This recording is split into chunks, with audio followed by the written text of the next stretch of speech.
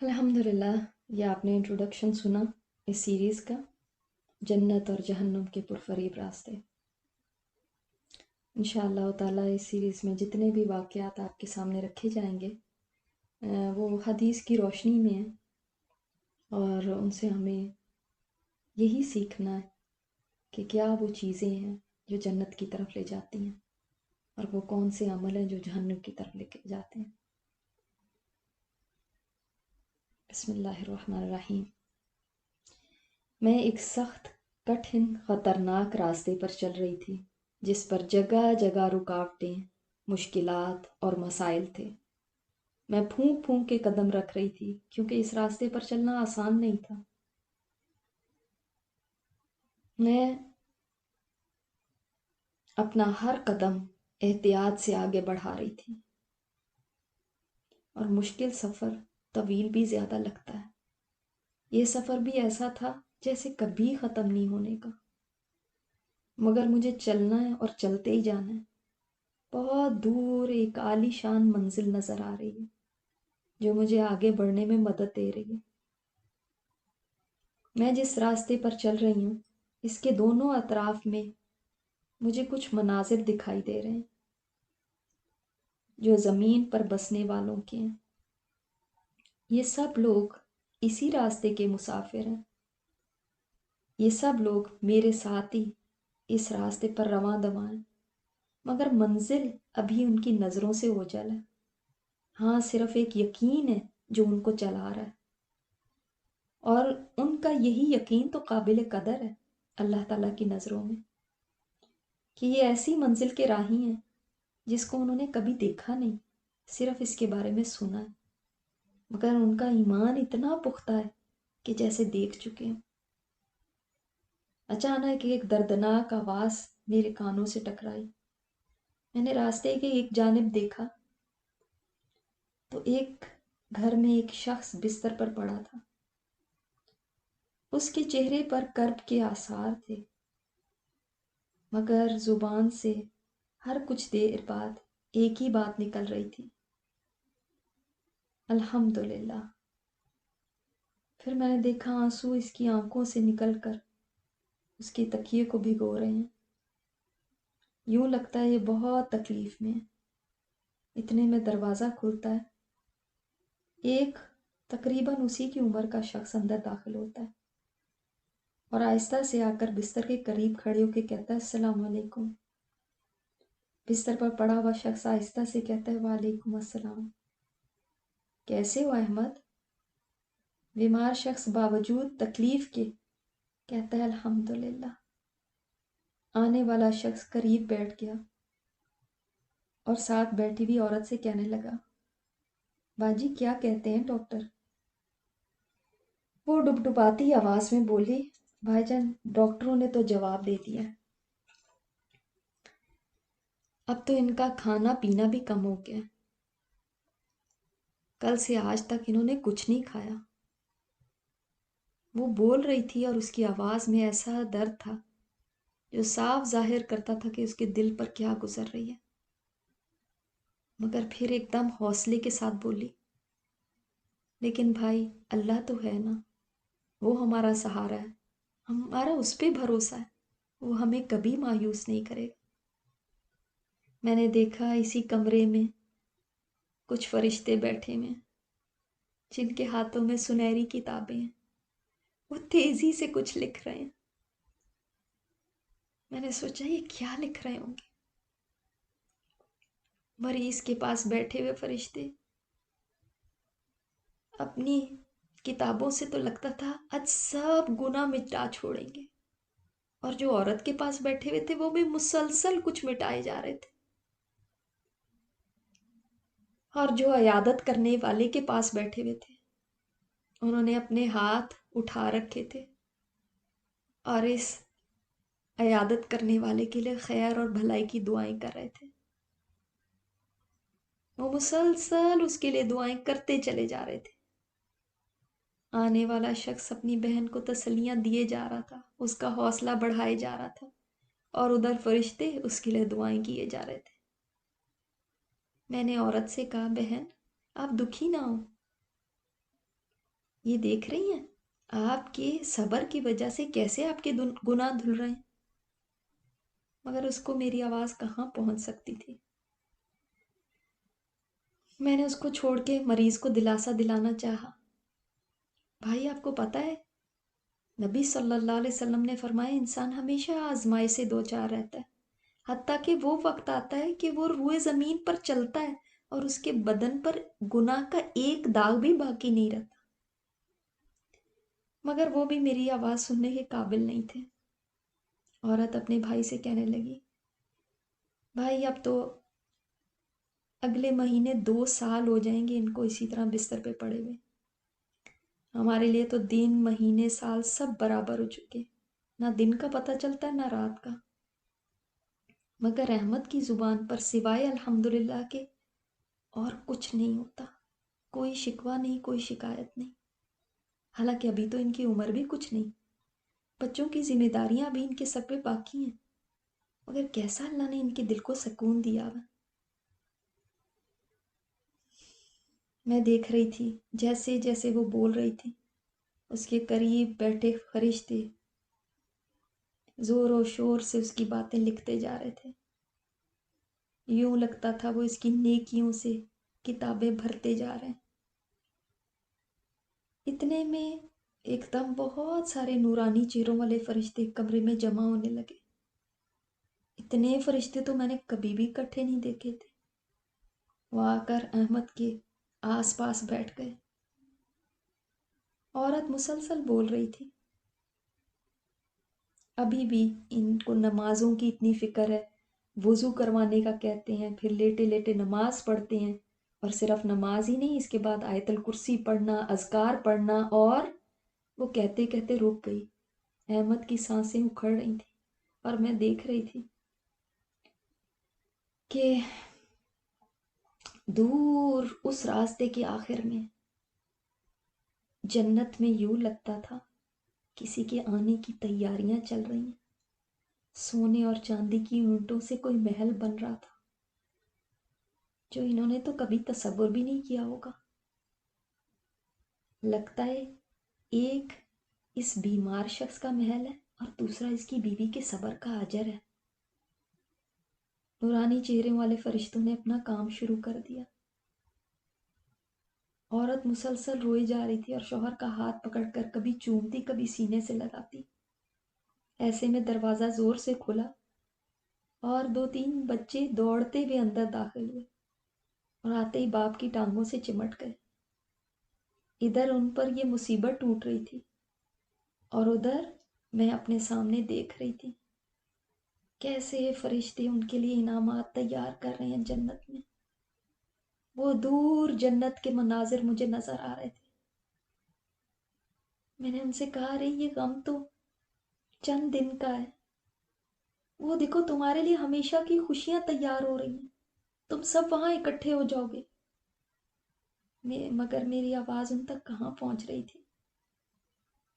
میرے آنسو نکل آئے ان بچوں کو دیکھ کر، ابھی یہ کتنے چھوٹے ہیں، مگر جب سامنے دیکھتی تو لگتا تھا یہ دکھ تو کچھ بھی نہیں، یہاں آگے ان کو ابدی خوشیاں ملنے والی۔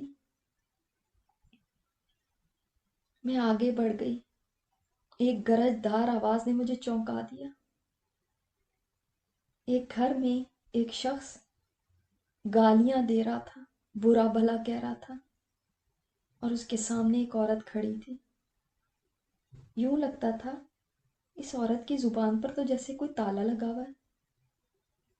ہاں، اس کے آنسو ٹپ ٹپ گر رہے تھے۔ آدمی غصے میں چیختا ہوا، پیر پٹکتا ہوا کمرے سے چلا گیا۔ عورت مسلسل رو رہی تھی۔ اس کے قریب پڑا فون بجنے لگا۔ اس نے آہستہ سے فون اٹھایا اور سلام کیا۔ اس کی بھرائی ہوئی آواز سن کر سامنے سے کسی لڑکی نے کہا، آپ ہی پھر شوکت بھائی آپ سے لڑے ہیں؟ عورت خاموش رہی۔ کتنی بار آپ سے کہا ہے یہ آدمی اس قابل نہیں ہے، مگر آپ کو تو پتہ نہیں صبر کی کون سی گولی ملی ہوئی ہے، کیا آپ کو فرق ہی نہیں پڑتا؟ میں نے دیکھا کچھ فرشتے اس عورت کے پاس بیٹھے جلدی جلدی اس کے صبر کو لکھ رہے ہیں۔ وہ عورت پھر بولی، نہیں نازیہ، میرے اللہ نے میرے لیے کچھ اچھا ہی لکھا ہوگا. اگر لڑتے ہیں تو ان میں کچھ خوبیاں بھی تو ہیں، اور کئی خوبیاں ہیں. میرا یہ صبر ایک دن ضرور کام آئے گا. آگے سے آواز آئی، بس پھر تم اس دن کا انتظار کرتی رہنا، خدا حافظ. کسی نے فون آگے سے بند کر دیا. اس عورت نے ہاتھ اٹھا کے دعائیں کرنی شروع کر دیں. اے اللہ میرے دن بھی بدل دینا، میں تجھ سے نا امید نہیں. میں نے آہستہ سے اس سے کہا، اے بہن، ہاں آپ کے صبر کا پھل آپ کو ضرور ملے گا. آپ کا اجر آپ دیکھ لیں گی تو حیران ہو جائیں گی. اس کے پاس بیٹھے فرشتے اس کے صبر کی داستان کو سنہرے حروف سے لکھ رہے تھے، اور وہ دور مجھے جنت میں نظر آ رہا تھا، کیسے بے حساب اجر اس کے لیے تیار ہو رہا ہے. اس کی آنکھوں سے آنسو بہتے جا رہے تھے. وہ میری آواز نہیں سن سکتی تھی، مگر میں جانتی تھی اس کا یہ صبر کبھی ضائع نہیں جائے گا. میں آگے بڑھی. ایک ٹینٹ میں مجھے چند معصوم سے بچے بیٹھے ہوئے نظر آئے. سردی شدید تھی، وہ ٹھٹھر رہے تھے. ان کے چہرے بھوک سے کملائے ہوئے تھے، ہونٹ خشک تھے. یوں لگتا تھا کئی دن سے انہوں نے کھانا نہیں کھایا. اور کہیں دور دھماکوں کی آواز سنائی دے رہی تھی. جب یہ آواز آتی تو یہ بچے سہم جاتے. اتنے میں ایک شخص اندر داخل ہوا. اس نے بچوں کے آگے کپڑا کھول کے بچھایا جس میں روٹی کے چند ٹکڑے تھے اور ساتھ پانی کی کچھ بوتلیں تھیں. بچے جلدی جلدی روٹی اٹھا کے کھانے لگے. میں نے دیکھا وہ فرشتے جو اس آدمی کے ساتھ ہیں، وہ ایک کتاب میں ایسے کچھ لکھ رہے ہیں تیزی سے، جیسے آج لکھ لکھ کے وہ اس ساری کتاب کو بھر دیں گے. اس کا یہ عمل اللہ تعالیٰ کو کتنا پسند آیا ہوگا، جو یہ فرشتے اس طرح لکھے جا رہے ہیں. ایک بچے نے کہا، انکل میری امی کہاں ہیں، میرے ابو کہاں ہیں، یہ جنگ کب ختم ہوگی؟ وہ شخص گویا لاجواب تھا. بچہ دوبارہ بولا، یہ سب کیوں ہو رہا ہے؟ آدمی اس بار چپ نہ رہا اور بولا، بیٹا اس میں بھی کوئی بہتری ہے. 10-11 سال کے بچے کو تو سمجھ نہ آئی، مگر میں دیکھ رہی تھی کہ وہ یہاں کتنی تکلیف میں اور وہاں جنت میں ان کے لیے باغ تیار ہو رہے ہیں، نعمتیں تیار ہو رہی ہیں. مسلسل فرشتے ان کے لیے انعامات کو تیار کر رہے ہیں. میرے منہ سے بے ساختہ نکلا، واقعی اللہ تعالیٰ اپنے بندوں کو کبھی تنہا نہیں چھوڑتا. بندہ تو سوچتا ہے یہ کیوں ہو گیا، یہ کیا ہو گیا، مگر اللہ تعالیٰ جانتا ہے کہ یہ کیوں ہو رہا ہے، اور اس میں اس بندے کی کتنی بھلائی ہے. یہ راستہ کتنا غم کا راستہ ہے، اس میں کتنی پریشانی ہے، جدائیاں ہیں، کتنے آنسو ہیں. میں چلی جا رہی تھی اور سوچتی جا رہی تھی کتنا مشکل راستہ ہے، مگر جب سامنے نظر اٹھا کے دیکھتی، ہر جنت کے باغات نظر آتے، اس کے بڑے بڑے دروازے نظر آتے جن کی مسافت 40 سال کی، جن میں ایسے خوبصورت درخت، سونے کے تنے، جس کے محلات ایسے کہ ایک اینٹ سونے کی اور ایک چاندی کی، جہاں مسلسل فرشتے کام میں لگے ہوئے ہیں ان سب لوگوں کے لیے. کاش یہ لوگ دیکھ سکتے ہوتے، مگر یہ دیکھ نہیں سکتے. ان کو یہ باتیں شاید کبھی کانوں سے ٹکرائی تو ہوں، حدیث کی صورت میں، قرآن کی آیات کی صورت میں، مگر انہوں نے آنکھوں سے نہیں دیکھا وہ منظر جو سامنے میں دیکھ رہی تھی۔ اگر یہ لوگ ایک بار اس راستے کے آخر میں ملنے والی جنت کو دیکھ لیں تو ان کے آنسو مسکراہٹوں میں بدل جائیں، ان کے دکھ کی جگہ شکر آ جائے،